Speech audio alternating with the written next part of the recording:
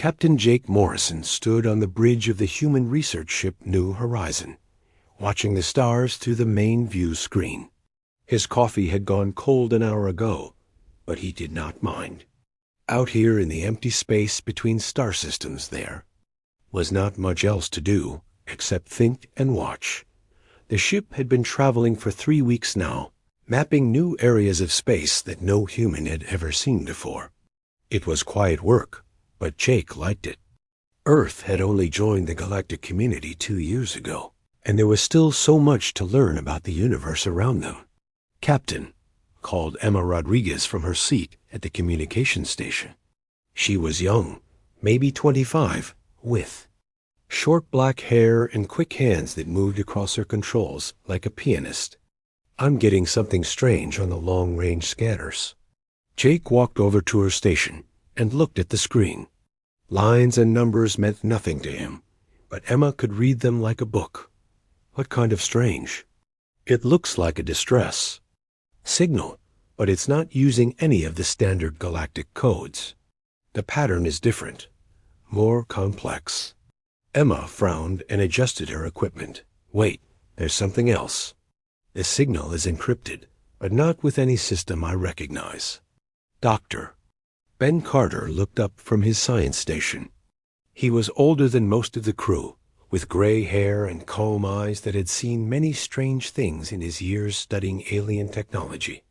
"Can you decode it?" Emma's fingers flew across her keyboard. "Give me a few minutes. The encryption is weird, but I think I can figure it out." Jake felt a small chill run down his back. In 2 years of human contact with the galaxy, they had learned that most alien species were friendly enough, but they were also very formal. Official channels, proper procedures, everything done by the book. A secret encrypted message was not. "Normal. Got it," Emma said suddenly. Her face went pale as she read the decoded message. "Captain, you need to hear this." She put the message on the main speakers. A voice came through, speaking in accented but clear human English. The voice sounded tired and desperate, like someone who had been running for a long time. "To any human, ship receiving this message, my name is Kethnine of the Valari people. We have been searching for your species for many months. We need your help. Our people are dying, and you are our only hope. We know you do not know us, but please, if you receive this message, meet us at these coordinates. We will wait for 7 days. Please come." The bridge fell silent. Jake looked around at his crew. Emma was staring at her screen. Dr. Carter was frowning in thought, and the other officers were looking at him, waiting for orders. "Emma, do you have those coordinates?" "Yes, sir. They're about 6 hours away at full speed." Jake thought for a moment. Protocol said he should contact Earth Command before making any contact with unknown alien species.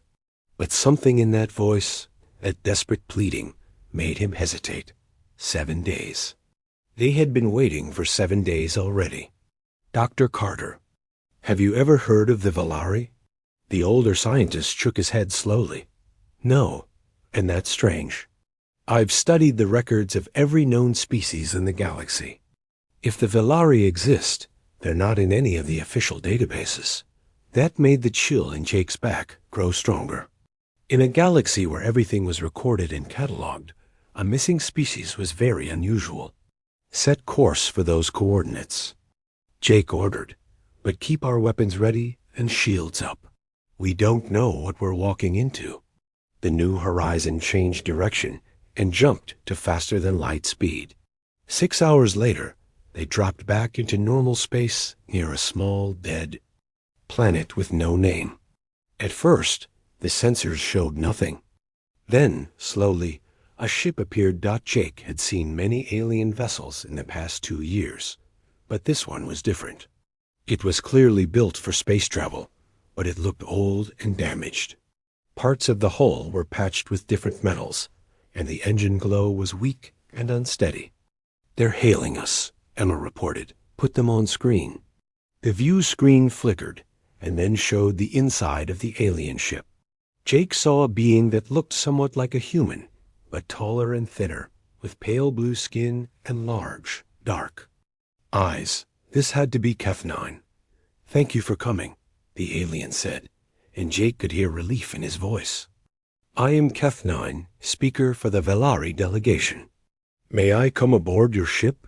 What I have to tell you is too important for an open channel." Jake looked at Dr. Carter, who nodded. "You may come aboard. We'll meet you in docking bay 2. An hour." Later, Jake sat across from Keth-9 in the ship's conference room. The alien was even more impressive in person, nearly 7 feet tall, but moving with a grace that made him seem fragile. Dr. Carter and Emma were also there, along with Security Chief Ryan Hayes, a big man with careful eyes who watched every move Keth-9 made. "My people are dying," Keth-9 began without waiting for questions. "For the past 50 years, we have been cast out from every alliance, every trade agreement, every safe harbor in the galaxy. We have been called parasites, weaklings, a burden on galactic civilization." "Why?" Dr. Carter asked gently. Ke Tadinate's large eyes grew sad. "Because we are different. Our technology, our way of life, it does not fit with what the major powers want. They say we take from others without giving back. They say we make species dependent on us and then abandon them. None of this is true, but the lies have been repeated so many times that they have become fact." Jake leaned forward. "What does this have to do with humanity? You are new to the galaxy. You have not yet been taught to hate us. We have studied your species, and we believe you are different from the others. You question things. You stand up for what you believe is right, even when it is difficult." Keth-9 paused, then continued. "We are asking for sanctuary, protection, a chance to prove that we are not what they say we are. And if we refuse?" Ryan asked quietly. Keth-9 looked down at his hands. "Then my people will fade away into the dark between stars, and the galaxy will forget we ever existed." Jake felt the weight of the moment settling on his shoulders. This was bigger than anything he had been trained for.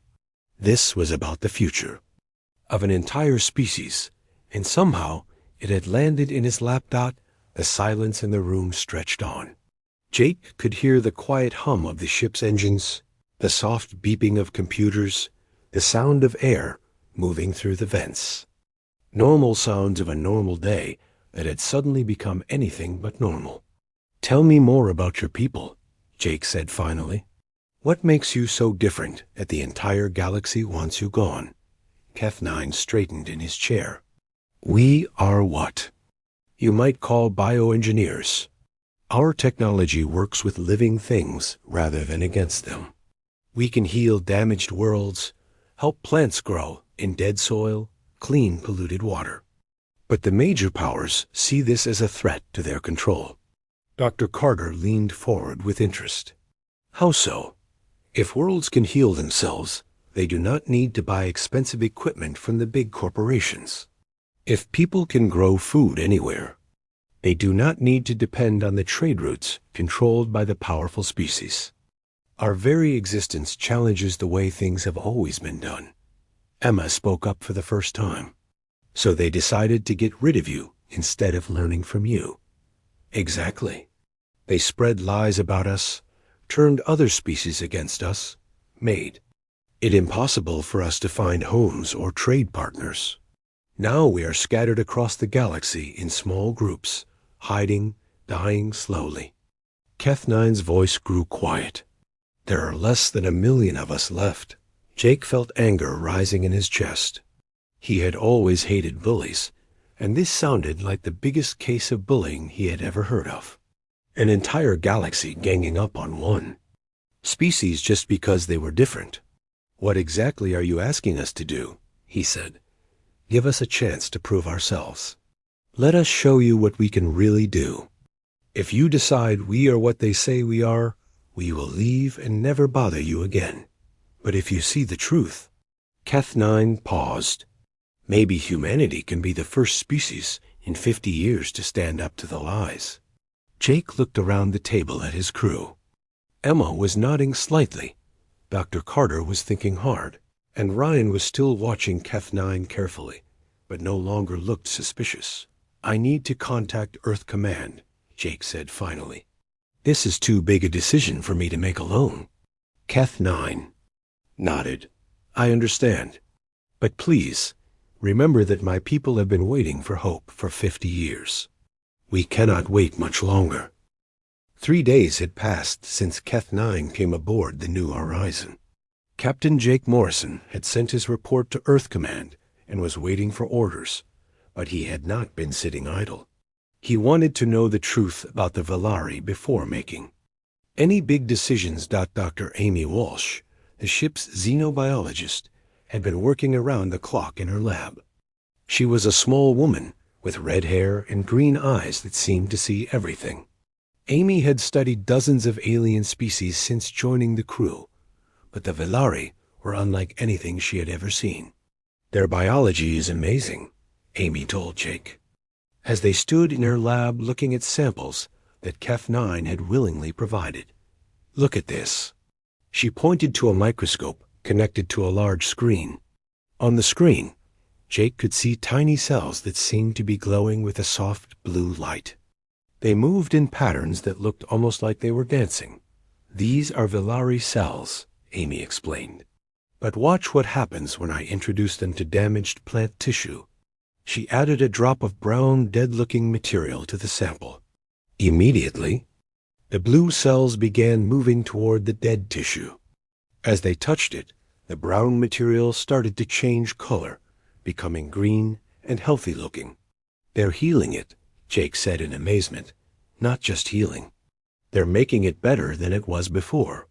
The plant tissue is now stronger, more resistant to disease, and can grow in conditions that would normally kill it." Amy's voice was full of excitement. "This isn't parasitism, Jake. This is the opposite. They're giving life back to things that were dying." Jake stared at the screen. "But the galactic records say they're parasites, that they drain the life out of other species. The galactic records are wrong, or lying." Amy turned to face him.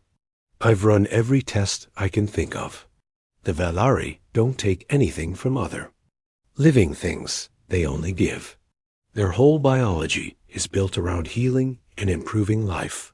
Meanwhile, Security Chief Ryan Hayes had been doing his own investigation.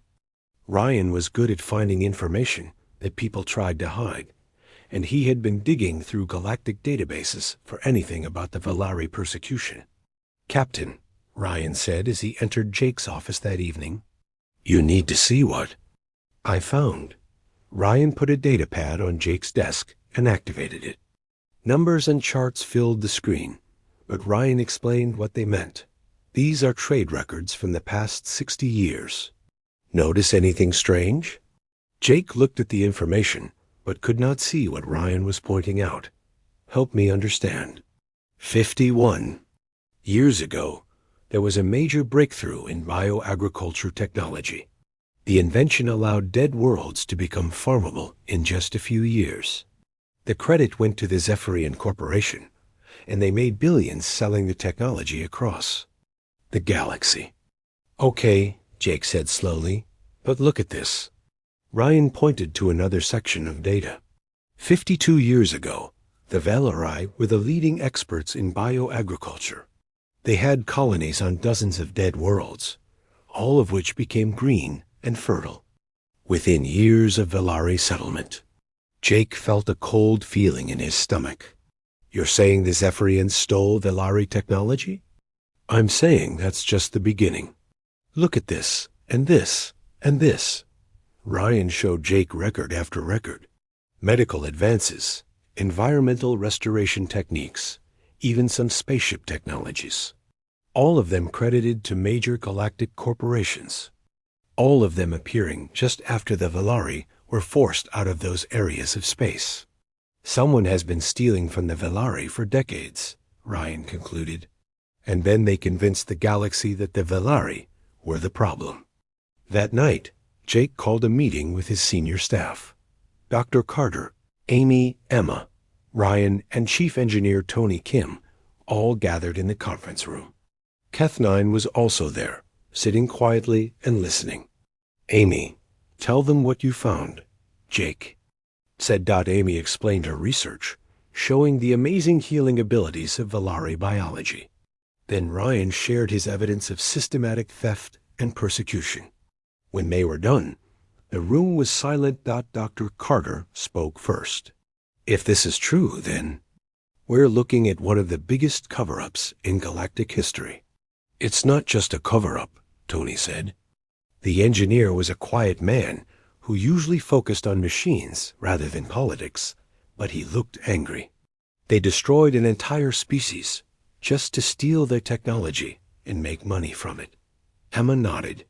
And now the Valari are nearly extinct, while the thieves get rich selling stolen innovations. Jake looked at Keth9. Is this what you expected us to find? Keth9's large eyes were sad, but not surprised. We have known the truth for 50 years. But knowing the truth and proving it are different things. Thank you for believing us enough to look. The question now is what we do about it, Jake said. As if summoned by his words, Emma's communication device beeped. Captain, we're receiving a priority message from Earth Command. They moved to the bridge, where Admiral Lisa Thompson appeared on the main screen. She was a stern-looking woman with gray hair and the kind of eyes that had seen too much of the universe's darkness. Captain Morrison, the Admiral said, I've read your report about the Valari situation. I've also been contacted by representatives from the Hegemony Alliance, the Crystalline Confederacy, and the Merchant Princes. They are all very interested in your activities. Jake felt his stomach drop. What did they say? They warned me that the Valari are dangerous manipulators who will corrupt any species that helps them. They provided extensive documentation about Valari parasitism and the threat they pose to galactic stability. The Admiral paused. They also suggested that humanity might face consequences if we continue to harbor them. Admiral, Jake began, but she held up a hand. However, I've also received some interesting information from our own intelligence sources. It seems that several other species have had similar experiences with these major powers. Species that asked too many questions or refused to follow certain trade agreements have found themselves facing coordinated isolation. Dr. Carter stepped forward. Admiral, we have evidence that the Valari have been systematically persecuted and their technology stolen. The accusations against them appear to be completely false. That's what our preliminary investigation suggests as well, the Admiral said. But we need more proof before we can make any accusations against the major galactic powers. Earth is still new to the galactic community. If we make enemies of the wrong people too quickly, we could find ourselves in the same position as the Valari. Jake understood. Earth was trying to balance doing the right thing with protecting humanity's place in the galaxy. It was not an easy choice. What are your orders, Admiral? Continue your investigation, but be careful. I'm sending additional ships to your location for support. If the major powers decide to take action against you, I want you to have backup. The Admiral's expression softened slightly. And Captain, find me proof. Real, solid proof that can't be dismissed or explained away. If we're going to take on the established galactic order, we need to be absolutely certain we're on the right side. The transmission ended, leaving the bridge in silence. Jake looked around at his crew, then at Keth9. You heard the Admiral. We need proof. Are you willing to help us get it? Keth9 stood up, his tall frame somehow managing to look both fragile and determined. Captain Morrison, my people have been waiting 50 years for someone to believe us. We will give you all the proof you need.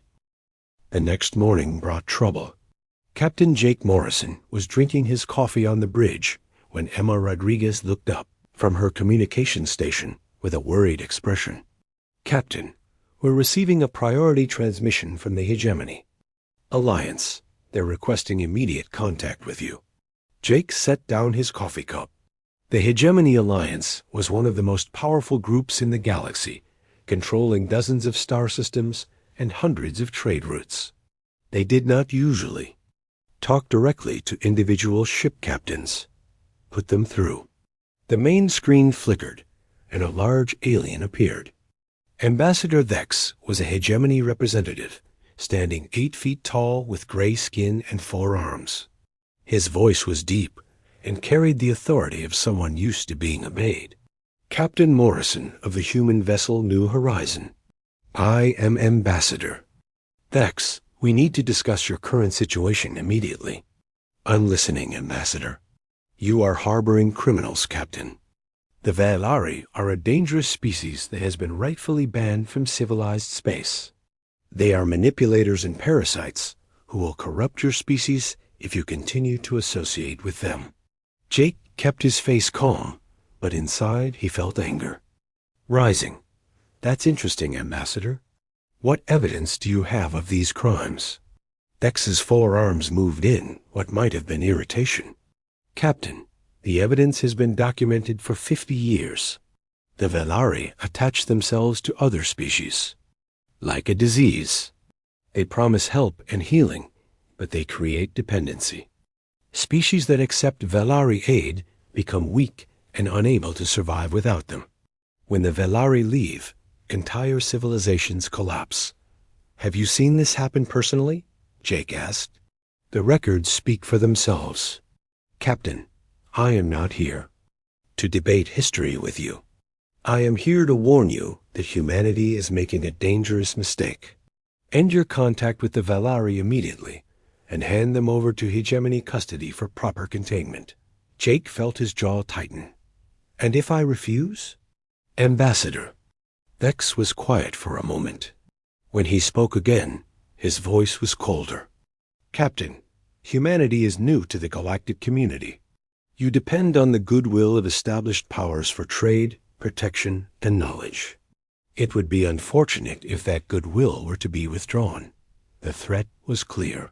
Jake looked around. The bridge had his crew. Emma was listening with wide eyes. Dr. Carter was frowning, and Ryan Hayes had his hand resting on his weapon. I understand your position, Ambassador, but I need time to consider your request. You have 12 hours, Captain. After that, we will assume humanity has chosen to side with criminals over civilized society. The transmission ended. The bridge was silent for a long moment. Then Dr. Carter spoke up. Well, that was not subtle. 12 hours, Emma said quietly. That's not much time. Jake was about to respond when Emma's board lit up again. Captain, we're getting another transmission. This one is from the Crystalline Confederacy. The screen showed a being that looked like it was made of living crystal, with light flowing through its transparent body. This was Ambassador Zara of the Confederacy, another major galactic power. Captain Morrison, I bring greetings from the Crystalline Confederacy. We are concerned about reports that you are providing aid to the Valari outcasts. Jake sighed. Let me guess. You're here to tell me how dangerous they are. Indeed. The Valari are a plague upon civilized society. They appear helpful at first, offering their biotechnology to solve problems. But their true nature soon shows. They create biological dependencies that make other species unable to function without Valari intervention. It is a form of slavery disguised as aid. Do you have proof of this? Ambassador Zara's crystal body flashed with different colors. Captain, the Confederacy has existed for 3,000 years. We have seen the Valari's work firsthand. Worlds that were once strong and independent became weak and helpless after Valari contact. We were forced to take action to protect other species from this threat. By exiling an entire species? By containing a dangerous contagion before it could spread further. Zara's voice became firmer. Captain, the Confederacy values its relationship with humanity. but we cannot allow the Velari threat to resurface. You will cease all contact with them immediately. And if I don't? Then humanity will find that certain trade agreements become difficult to maintain. Certain shipping routes may become unsafe. Certain technological exchanges may be delayed indefinitely. Zara paused. Choose wisely, Captain. The transmission ended, leaving Jake staring at a blank screen. Let me guess, Ryan said grimly. We're about to get more calls just like that one. Ryan was right. Over the next few hours, representatives from the Merchant Princes, the Unity Federation, and half a dozen smaller powers all contacted the New Horizon. Each had the same message. The Velari were dangerous. Humanity was making a mistake, and there would be consequences for continued contact. By afternoon, Jake felt like he was under siege. He called another meeting with his senior staff, this time including Keth9 and 2 other Velari, who had come aboard to help with the investigation. They're all coordinated, Dr. Carter observed. The messages are too similar to be coincidence. Someone organized this response. Chief Engineer Tony Kim looked up from his datapad. I've been monitoring galactic communication networks. There's been a lot of encrypted traffic between the major powers since yesterday. They're definitely working together on this. Amy Walsh had been quiet during the meeting, but now she spoke up. I've been analyzing more Velari biological samples. I found something interesting. She activated a small projector that showed a complex molecular structure. This is a Velari healing compound. But look at this. The image changed to show a slightly different structure. This is the same compound, but modified. It's used in medical treatments sold by Zephyrian Corporation. They're still stealing Velari technology, Emma said in amazement. Not just stealing, Amy continued. They're making inferior copies. The original Velari compound has no side effects and actually improves the patient's natural healing abilities. The Zephyrian version works, but it creates dependency. Patients need regular treatments or their condition gets worse. Jake felt pieces clicking together in his mind. So they steal Velari technology, make it addictive, and accuse the Velari of creating dependency. Keth9 spoke for the first time during the meeting. Captain, we have tried to tell the galaxy this truth for 50 years. But who believes the accused when the accusers control all the evidence? What would you need to prove your innocence? Dr. Carter asked. One of the other Velari, a female named Shen4, answered. We would need to demonstrate our true abilities. Show how our technology actually works, not the twisted versions they sell. But we would need a world or colony willing to accept our help. And right now, no one in the galaxy will even talk to you, Jake said. Exactly. We are caught in a trap with no way out. Jake stood up and walked to the window, looking out at the stars. Behind him, he could hear his crew discussing options, but his mind was elsewhere. 12 hours. That was how long he had before. The Hegemony Alliance expected an answer. He thought about his training at the Academy, about the oath he had taken to protect humanity and uphold justice. He thought about the evidence his crew had gathered, the proof that the Velari were innocent, victims rather than dangerous criminals. Most of all, he thought about what kind of galaxy humanity wanted to be part of. One where might made right and truth was whatever the powerful said it was. Or one where justice mattered, even when it was difficult. Captain, Emma said softly, we're receiving another transmission. It's Admiral Thompson. Jake turned back to the group. Put her through. Admiral Thompson appeared on the screen, and Jake could see the stress in her face. Captain, I've been receiving communications from every major power in the galaxy. They're all very upset about your Velari guests. I imagine they are, Admiral. They're threatening trade sanctions, military action, complete isolation of human space. The Admiral paused. Jake, I need to know if you're absolutely certain about this. Because if we back the Valari and we're wrong, humanity could pay a very heavy price. Jake looked around the room at his crew, at the evidence they had gathered, at the Valari who sat quietly waiting for his decision. He thought about Amy's research, Ryan's investigation, and everything they had learned. Admiral, I'm certain, the Valari are innocent. They've been framed by the same powers that are now threatening us. Admiral Thompson nodded slowly. Then we're going to find out what humanity is really made of. I'm sending the battle group early. Warning to your coordinates. If the galaxy wants a fight over this, we'll give them one. 2 days later, Captain Jake Morrison stood on the bridge watching as 5 human warships dropped out of faster-than-light travel near the New Horizon. The battle group early warning had arrived, led by Admiral Thompson herself aboard the Heavy. Cruiser Independence.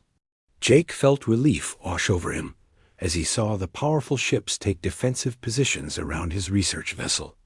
Captain Morrison, Admiral Thompson's voice came through the communication system. Permission to come aboard. We need to plan our next move.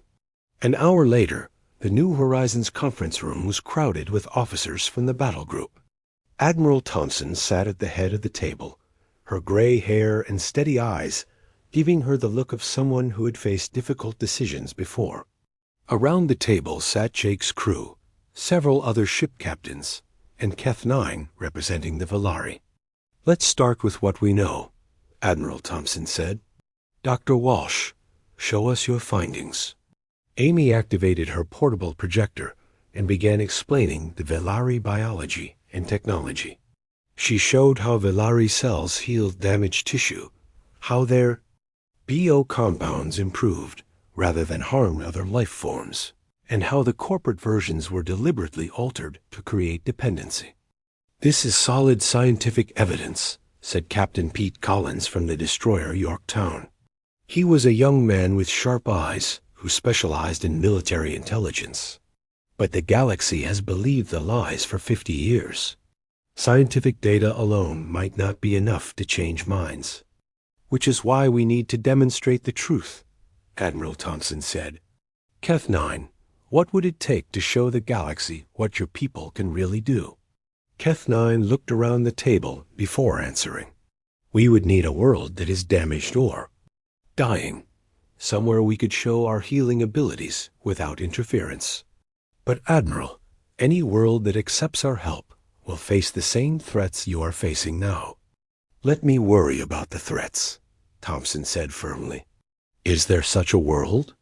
Dr. Carter pulled up a star chart on his datapad. Actually, there is. Kepler 442b in the frontier zone. It was a human colony world, but there was an industrial accident 5 years ago. Chemical contamination poisoned the soil and water. The colony was evacuated, and the world was declared uninhabitable.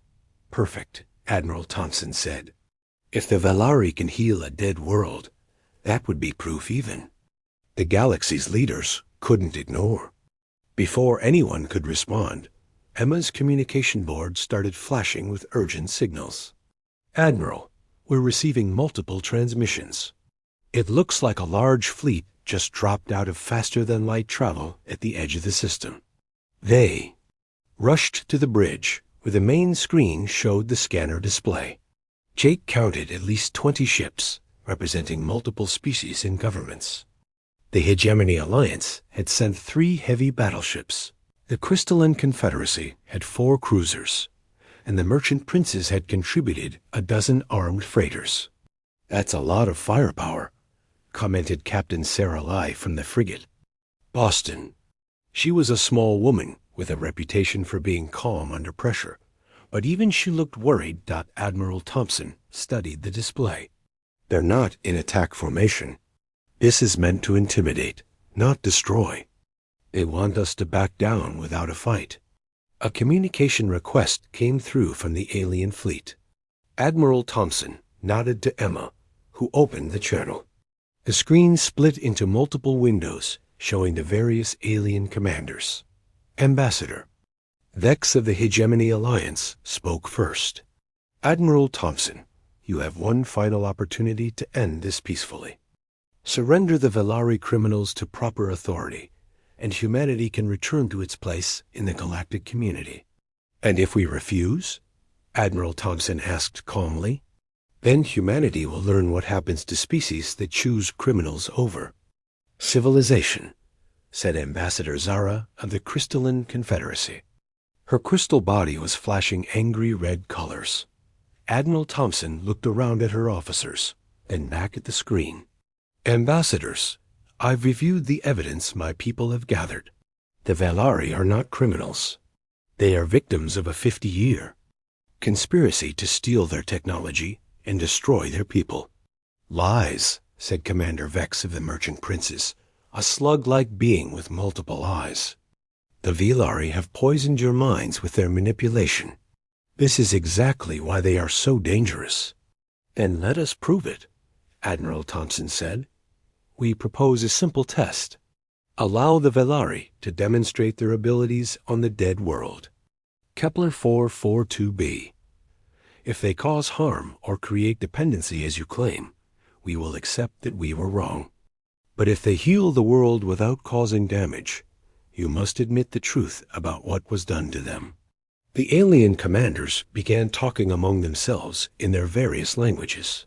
Jake could not understand the words, but the tone was clearly argumentative. Finally, Ambassador Vex spoke again. Admiral, you do not understand the situation. The Velari cannot be allowed to demonstrate their abilities, because that would only spread their influence further. The galaxy made a decision 50 years ago to contain this threat, and that decision stands. Even if the decision was based on lies? Dr. Carter asked from his position behind Admiral Thompson.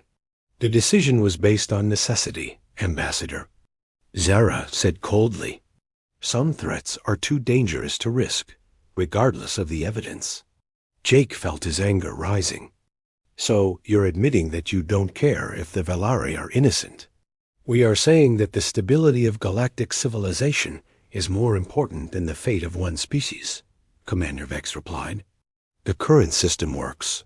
The Velari threaten that system, so they must remain exiled. Admiral Thompson was quiet for a long moment. When she spoke, her voice was steady, but filled with determination. Ambassadors, I've heard enough. Humanity rejects your demands.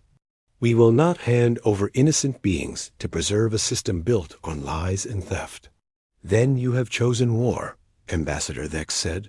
No, Admiral Thompson replied. We have chosen justice. The difference is important.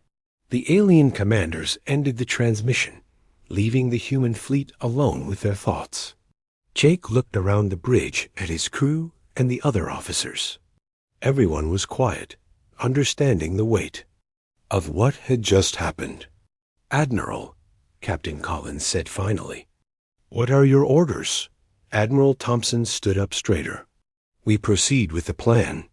The Velari will heal Kepler 442b, and we will broadcast the results to every world in the galaxy. It's time the truth came out, regardless of who wants to. Hide it. And the alien fleet? Captain Lee asked. They can follow us to Kepler 442b if they want, but they will not stop us from proving the truth. Admiral Thompson turned to Keth9. Are your people ready to show the galaxy what you can really do? Keth9's large eyes were bright with something Jake had not seen before, hope. Admiral, we have been ready for 50 years. As the human fleet prepared to jump to faster-than-light travel, Jake looked out at the alien ships still holding position at the edge of the system. He knew they would follow. He knew there would probably be a fight. But for the first time since this all began, he felt truly confident they were doing the right thing. Dr. Carter appeared beside him at the window. You know this could start a war that humanity isn't ready for. Jake nodded. But if we don't stand up for what's right now, when will we? The galaxy has been living with this lie for 50 years. Maybe it's time someone finally told the truth. Even if it costs us everything? Jake thought about Keth-9's people, scattered and dying across the galaxy because they had been different. He thought about the stolen technology being sold to make others rich while the inventors suffered. He thought about what kind of species humanity wanted to be. Especially then, he said quietly, that's when it matters most. The human fleet arrived at Kepler 442b 3 days later, followed closely by the alien armada. Captain Jake Morrison stood on the bridge of the New Horizon, looking down at the poisoned world below. From space, the planet looked like a beautiful blue and green marble, but the scanners told a different story. The soil was dead, the water was toxic, and no life remained on the surface. It's worse than the report said, Dr. Amy Walsh said quietly as she studied the readings. The chemical contamination has spread to every continent. This world is completely lifeless. Admiral Thompson's voice came through the communication system from the Independence. Perfect. If the Velari can heal this, no one will be able to deny what they can do. Keth-9, are your people ready? Keth-9 was aboard the New Horizon with a team of 12 other Velari who had come to help with the demonstration. We are ready, Admiral, but we will need to work on the surface for several days. The healing process cannot be rushed. You'll have all the time you need, Admiral Thompson promised. The alien fleet took position in orbit around the planet, maintaining a safe distance, but clearly ready to interfere if they chose to. Ambassador Thex sent one final message, demanding that the humans abandon their plan, but Admiral Thompson ignored it. Jake watched as Velari shuttles descended to the planet's surface. Through the ship's scanners, he could see the tall, graceful aliens walking across the dead landscape, their blue skin seeming to glow in the harsh sunlight. They carried strange-looking devices that appeared to be grown rather than built, all curves and organic shapes that pulsed with soft light. They're starting, Amy reported from her science station. I'm detecting massive biological activity spreading out from their landing sites. On the main screen, they could see the Velari at work. The aliens had spread across the largest continent and were placing their biodevices into the poisoned soil. As each device was activated, waves of blue light spread outward, sinking into the ground. At first, nothing seemed to happen. The dead brown earth remained dead brown earth. Then, slowly, patches of green began to appear. Small at first, just tiny shoots of grass, but growing steadily larger and brighter. Incredible, Dr. Carter breathed as he watched the scanners. The contamination levels are dropping rapidly. Whatever they're doing is neutralizing the poisons and restoring the soil's natural chemistry. By the end of the first day, the areas around each Velari team were covered in healthy grass and small plants. The water in nearby streams was running, clear instead of the sickly yellow it had been before. Even the air was cleaner, with oxygen levels rising as new plant life began producing it. This is impossible, came a transmission from one of the alien ships. Jake recognized the voice of Ambassador Zara from the Crystalline Confederacy. No biological process can work this quickly, unless it's what the Velari were designed to do, Amy said quietly to Jake. Their entire species evolved to heal and restore life. This isn't technology to them. This is just who they are. On the second day, trees began growing. Not the slow, natural growth that trees usually showed, but visible expansion as trunks thickened and branches spread. The Velari moved to new areas, extending their healing influence across hundreds of square miles. Jake noticed something else happening. The alien fleet was getting restless. Ships were moving in and out of formation, and there was a lot of encrypted communication traffic between them. Admiral, Emma called out, I'm intercepting some of the alien transmissions. They're arguing among themselves. Some of them want to attack before the demonstration goes any further. Let them try, Admiral Thompson responded. We're broadcasting everything that's happening to every world in the galaxy. If they attack us now, they'll be attacking while the evidence of Velari innocence is being shown to billions of people. That evening, Jake received an unexpected visitor. Dr. Walsh brought news that shocked everyone aboard the New Horizon. Jake, you need to see this. I've been monitoring the galactic communication networks, and something amazing is happening. Reports are coming in from all over the galaxy. Other species are coming forward with their own stories about persecution by the major powers. Amy showed him data feeds from dozens of worlds. The Nilari Republic was revealing how their trade agreements had been manipulated to favor the Hegemony Alliance. The Silicon Brotherhood was sharing evidence of technology theft by the Crystalline Confederacy. Even some members of the established powers were speaking out against their own governments. The demonstration is working, Amy said excitedly. People are seeing the truth about the Velari, and it's making them question other things they've been told. On the third day, something happened that changed everything. A small fleet of ships appeared at the edge of the system, but these were not more enemies. Jake recognized the markings of the Zelani Collective, the Free Traders Union, and several independent worlds. Captain Lisa Chun of the Zelani ship Starwing contacted Admiral Thompson directly. Admiral, the Zelani Collective stands with humanity. And the Velari, we have seen enough lies and oppression. It is time for change. Similar messages came from the other new arrivals. Within hours, a dozen smaller galactic powers had joined the human fleet in orbit around Kepler 442b. The balance of forces was shifting. God Ambassador Vex made one last attempt to stop what was happening. Admiral Thompson, you are destroying the stability that has kept the galaxy peaceful for centuries. If you continue this madness, there will be chaos. Admiral Thompson's response was broadcast on all frequencies for the entire galaxy to hear. Ambassador, there is no peace in a system built on lies and oppression. What you call stability, we call injustice. The galaxy deserves better. By the end of the fourth day, Kepler 442b was transformed.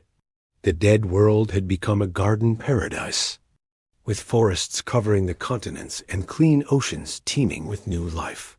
The Velari had not just healed the damage, they had made the world better than it had ever been before. More importantly, the demonstration had sparked a galaxy-wide revolution. Dozens of species were now openly challenging the major powers. Trade routes were being reorganized, old agreements were being renegotiated, and for the first time in centuries, the small species had a voice. Jake stood on the bridge, watching as the alien armada finally withdrew. Faced with overwhelming evidence and growing opposition from their own people, the major powers had no choice but to retreat and regroup. Keth9 joined him at the window, the tall alien looking more hopeful than Jake had ever seen him. Captain Morrison, how can my people ever thank humanity for what you have done? Jake smiled. By helping us build something better. The old galaxy was based on fear and control. Let's make a new one based on cooperation and truth. A year later, Jake attended the signing of the new Galactic Compact on Earth. Representatives from over 200 species gathered to create a new system of government based on equality and mutual respect.